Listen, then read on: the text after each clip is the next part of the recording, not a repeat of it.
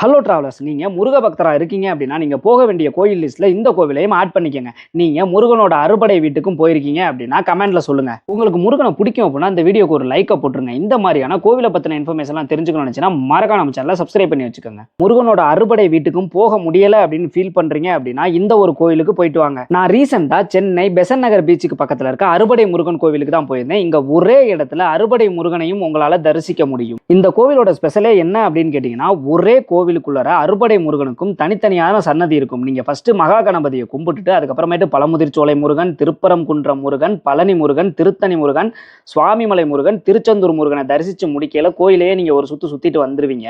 இந்த கோவில்ல இருக்க மூலவர்கள் எல்லாமே அறுபடை வீட்டில் எப்படி இருப்பாங்களோ அதே மாதிரி தான் இருப்பாங்க. உதாரணத்துக்கு திருச்செந்தூர்ல பார்த்தீங்க அப்படின்னா 2 விதமான முருகன் இருப்பாரு. அதே மாதிரி இங்கேயுமே 2 விதமான முருகன் இருப்பாரு. அறுபடை வீட்டுக்கும் போக முடியலை அப்படின்னு நினைக்கிறவங்களுக்கு இந்த கோயில் வந்து ஒரு வரப்பிரசாதம்னே சொல்லலாம். நீங்கள் சென்னை போனீங்க அப்படின்னா கண்டிப்பாக இந்த இடத்துக்கு போயிட்டு வாங்க. இந்த இடம் ரொம்ப அமைதியாகவும் சூப்பராகவும் மெயின்டைன் பண்ணிட்டு இருக்காங்க. எனக்கு ரொம்ப பிடிச்சிருந்துச்சு. உங்களுக்கு வாய்ப்பு கிடைச்சிச்சுன்னா கண்டிப்பாக போயிட்டு வாங்க. பாய்.